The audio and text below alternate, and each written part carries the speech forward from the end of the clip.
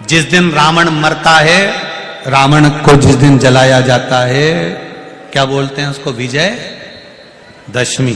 केवल एक कथा नहीं है शमी के वृक्ष की। शमी के वृक्ष की 3 कथाओं को हमारे यहाँ शास्त्रों में वर्णन किया। विजय दशमी पर शमी के पत्र की बड़ी महत्वता होती है, और नवरात्रे के बाद में जो विजयदशमी आती है उस दशमी की बड़ी महत्वता होती है। धन की कामना के लिए, कार्य सिद्धता के लिए, भगवान शिव की अविरल भक्ति को प्राप्त करने के लिए शमी पत्र मूल होता है, मूल। और महाभारत के अंतर्गत जब पांडवों को वानप्रस्थ दिया गया, विजय दशमी का जो दिन होगा, तब पांडवों ने भगवान से पूछा कि हम हमारे शस्त्र को, हमारे औजारों को, हमारे अस्त्र शस्त्र को कहां रखें। संपूर्ण सनातनियों को विजयदशमी की बहुत बहुत बधाई देता हूं। और जो विजयदशमी आ रही है, उस विजयदशमी पर बाबा देवाधिदेव महादेव आपको हमेशा विजय दिलाते रहें। मेरे शंकर भगवान करुणा करते रहें। यही भाव रखते हुए सबके चरणों को नमन कर। इन तीनों की बंदरवाल, ये बंदरवाल दशहरे के दिन लगती है। आम के पल्लव, आम के पत्ते, पीपल के पत्ते और नीम के पत्ते, इन तीनों की बंदरवाल। ये बंदरवाल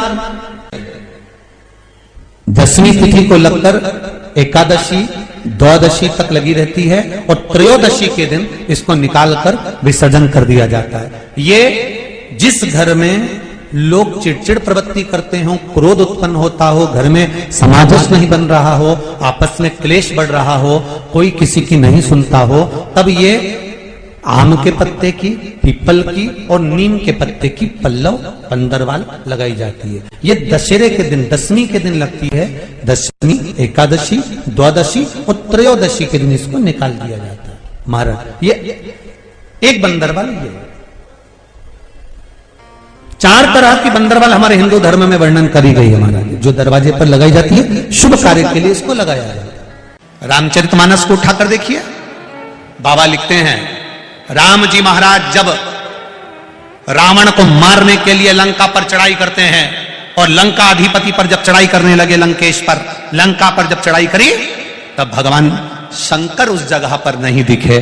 तब मेरे राम जी ने शमी के पेड़ को प्रणाम करा और कहा, हे भोलेनाथ, आपको मैं शमी के वृक्ष में मानकर प्रणाम कर कर लंका पर चढ़ाई कर रहा हूं।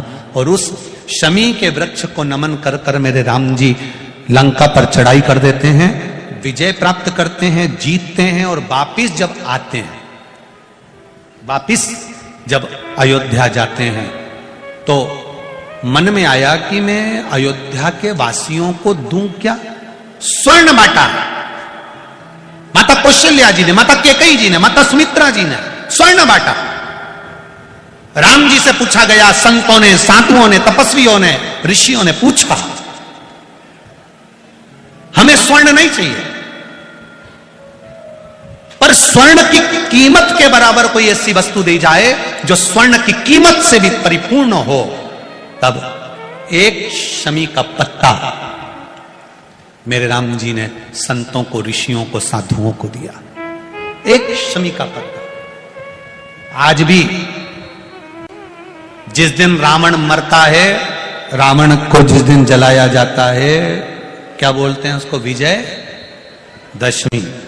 विजय दशमी के दिन शमी का पत्ता, अब इधर का नहीं मालूम इधर देते कि नहीं देते, पर हमारे उधर नियम है, शमी का पत्ता विजयदशमी के दिन आज भी लोगों को दिया जाता है। क्यों देते हैं? उसका कारण क्या है? क्योंकि राम जी ने स्वर्ण के आभूषणों के बराबर, हजारों स्वर्ण मुद्राओं के बराबर एक शमी के पत्ते की मूलता कही है, और शमी का पत्ता संत, ऋषि, साधु, गुरुजन को दिया कि ये मेरे शंकर का एक स्वरूप है। ये शमी का पत्ता नहीं, ये वैभव को प्रदान करने वाला, एक आनंद सुख देने वाला। केवल एक कथा नहीं है शमी के वृक्ष की।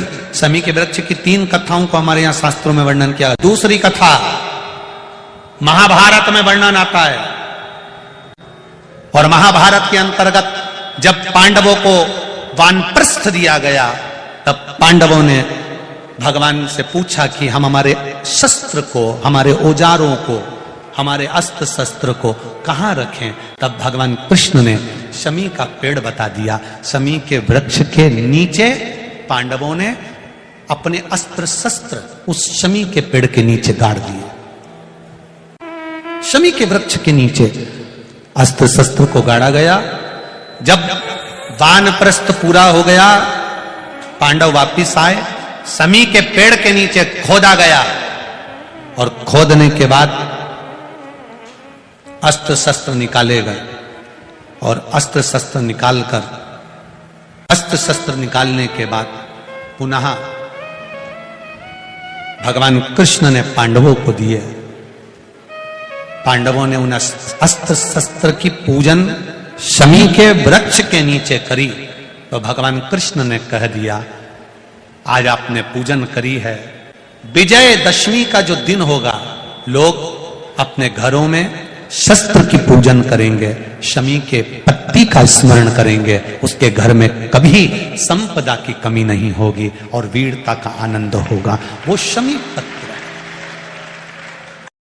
शमी के पेड़ के नीचे हम क्या कर जाएं कि हमारी कामना सिद्ध हो जाए, या बेलपत्री के पेड़ के नीचे हम क्या कर जाएं कि हमारी कामना सिद्ध हो जाए। तो शिव महापुराण में और गणेश पुराण के अंदर एक बहुत सुंदर प्रसंग है। गणेश पुराण में जैसे दुर्गा का प्रसंग कहा गया, तो गणेश पुराण में शमी के पत्ते का वर्णन करा गया। तो उसमें स्पष्ट कहा गणेश पुराण में कि यदि एक लोटा पानी, एक कलश जल, उसमें चंदन घोलकर अक्षत के 5 दाने और पीपल के 2 पत्ते उसमें डालकर शमी के पेड़ के ऊपर उस जल को समर्पित कर आप अपनी कामना बोलकर जिस कार्य के लिए जाते हैं, वो कार्य मात्र 3 दिन में सफल हो जाता है। मात्र 3 दिन लगते हैं।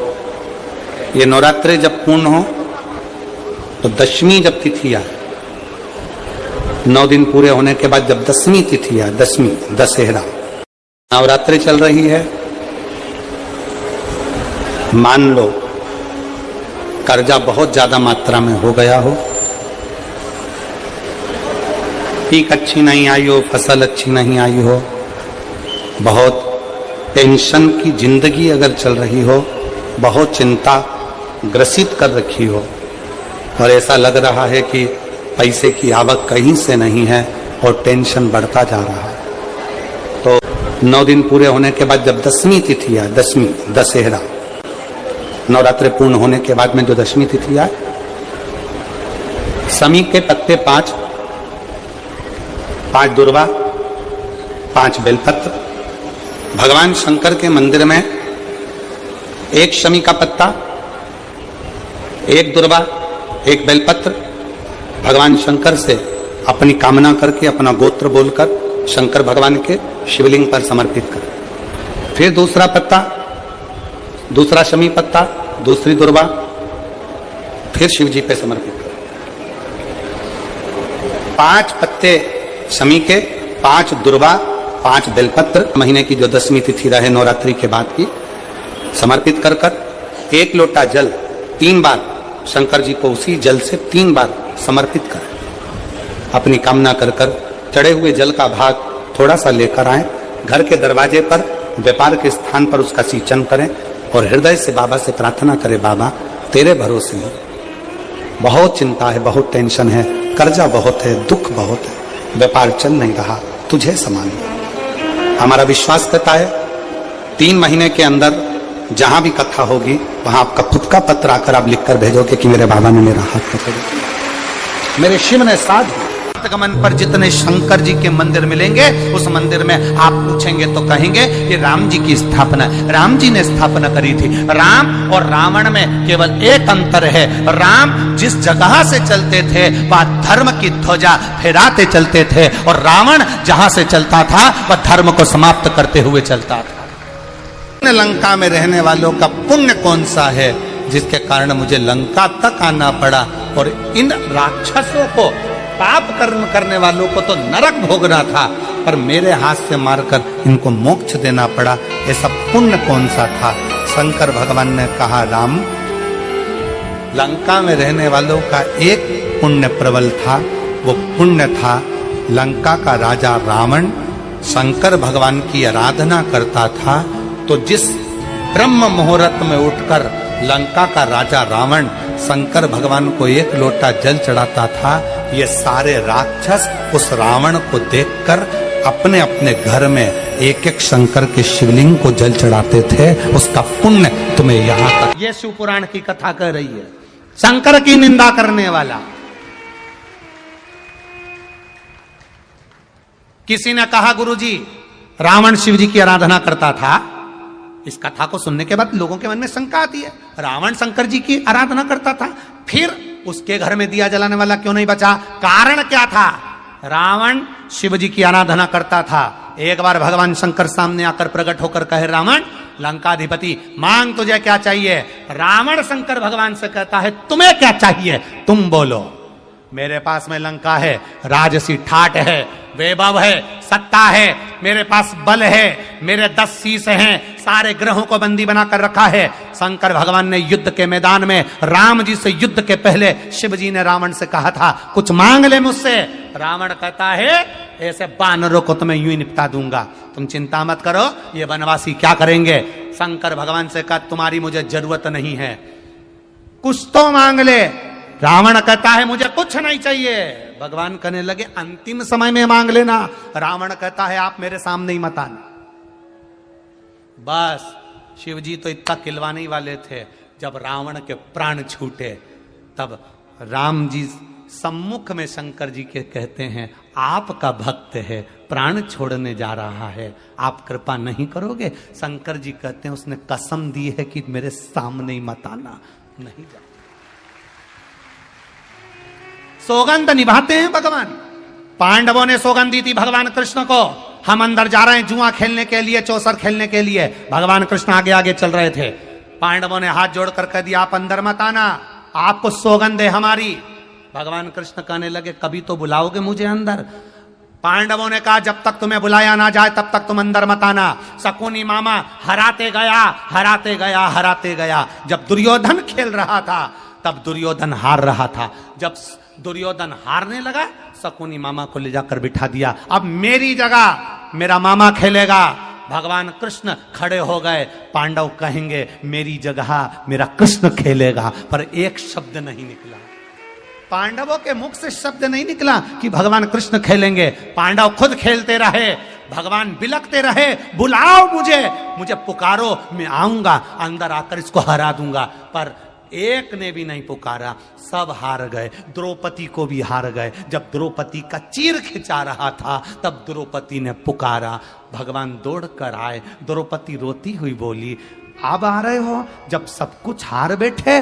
भगवान कहे, मैं तो दरवाजे पर खड़ा था, इंतजार कर रहा था, पुकार तो ले। एक बार पुकारते दौड़कर अंदर आ जाता, पर पुकारा ही नहीं, तो आऊं कैसे? पुकारे ही नहीं तुम, तो मैं आऊं कैसे? एक बार तो पुकारते तुम, अगर एक बार भी पुकार लेते तो मैं तुम्हारे सामने आकर खड़ा हो जाता। पुकार ही नहीं रहे हो, आप तो इंतजार कर रहे हो भगवान हमारा भला करेगा।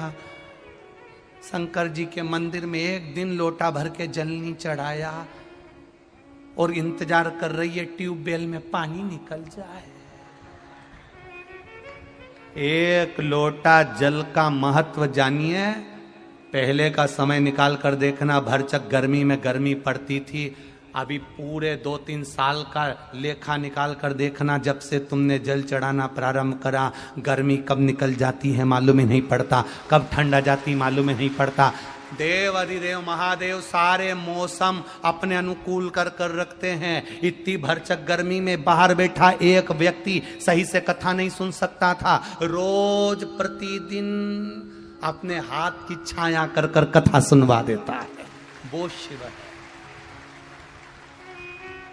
विजयदशमी के दिन समर्पित की गई शमी का एक पत्ता, महादेव को अगर एक शमी का पत्ता विजयदशमी के दिन समर्पित कर दिया जाता है तो जिंदगी में कभी वैभव और धन की कमी नहीं आती।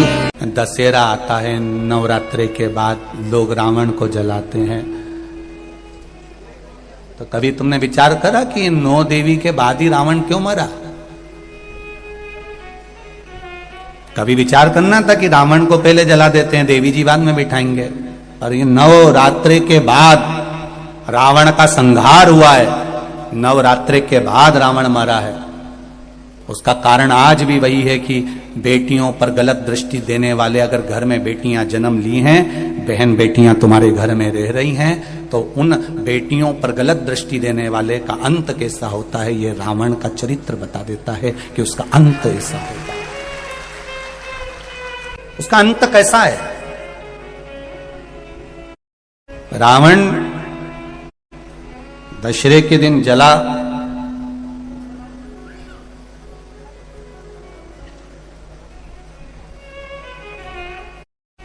दशहरे के पर एक विचार अपने मन में लेकर आना कि रावण से बड़ी गलती तो कौरवों ने करी थी। रावण तो सीता जी को हर कर लेकर आया और अशोक वाटिका में ले जाकर रख दिया था, पर कौरवों ने इतनी बड़ी गलती करी कि भरी सभा में चीर पकड़कर खींचा जा रहा है और उसको नग्न करा जा रहा है, उसके वस्त्र को खींचा जा रहा है। रावण से ज्यादा गलती करी है कौरवों ने कि एक नारी को भरी सभा में ले जाकर उसके चीर को खींचकर उसको नग्न करने का प्रयास किया गया। रावण तो सीता को लेकर गया, अशोक वाटिका में ले जाकर रख दिया, पर कौरव ने तो भरी सभा में केश पकड़कर खींच कर लेकर आए और उसके चीर को खींचा गया, उसके चीर को खींचा गया। तब रावण से ज्यादा गलती कौरवों ने करी। उसके बाद भी दुर्योधन का, ना दुशासन का, ना कौरवों के किसी भाई का आज तक पुतला मुतला जलते नहीं देखा अपन ने। तो तुम्हारे मंदसौर वालों ने कहीं देखा हो तो जरूर फोटो खींच के मेरे को भेजना कि कौरवों ने इतनी बड़ी गलती करी थी जितना रावण नहीं करा है। रावण तो सीता जी का हर का लेकर आया और अशोक वाटिका में रख दिया, पर कौरवों ने एक रजस्वला धर्म में रहने वाली, रजस्वला धर्म का तीसरा दिन उसके बाल पकड़कर खींच कर लेकर आए और बाल पकड़कर खींच कर लेकर आकर यहां उसके चीर को खींचा जा रहा है।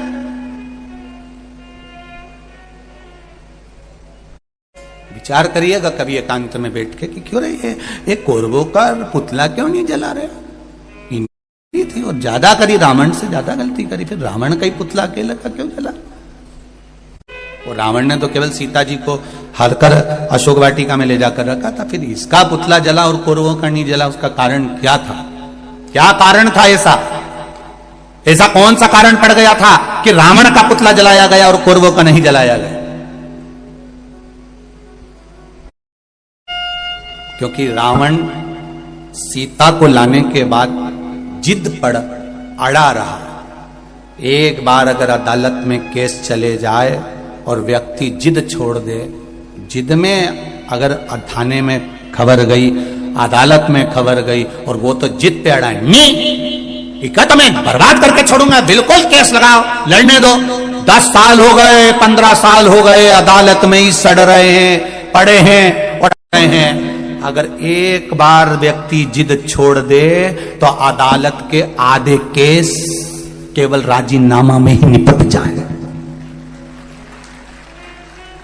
लंकाधिपति रावण जिद नहीं छोड़ पाया और कौरवों के केवल 2 भाई थे, दुर्योधन और दुशासन, जो कि जिद पर अड़े रहे। बाकी के भाइयों ने 98 ने जिद छोड़ दी, इसलिए इन कौरवों के पुतले नहीं जले और उस लंकाधिपति रावण के जले, क्योंकि जिद पर अड़ा रहा। विजयदशमी आती है, उस दशमी की बड़ी महत्वता होती है। धन की कामना के लिए, कार्य सिद्धता के लिए, भगवान शिव की अविरल भक्ति को प्राप्त करने के लिए शमी पत्र मूल होता है। 2 स्थान पर दीप लगाने में पीछे मत हटो। पहला बेलपत्री के वृक्ष के नीचे, दूसरा कहीं मौका लग जाए तो शमी के वृक्ष के नीचे भी कामना के लिए बाबा से प्रार्थना कर कर कि बहुत कर्जे में लदालूम हूं, बहुत तकलीफ चल रही है, तो बेलपत्री के वृक्ष के नीचे भी दिया लगाओ और शमी के पेड़ के नीचे भी दिया लगाओ। तीसरा वर्णन आया, एक बार महर्षि वरतंतु अपने शिष्य जिसका नाम था कोस। वर्तंतु ऋषि अपने शिष्य कोस को विद्याध्ययन करा रहे थे और विद्याध्ययन कराते कराते सब कुछ पढ़ाया, अच्छी विद्या दी। और होना चाहिए, गुरु का काम यही होना चाहिए, विद्याध्ययन कराए, श्रेष्ठता में कराए।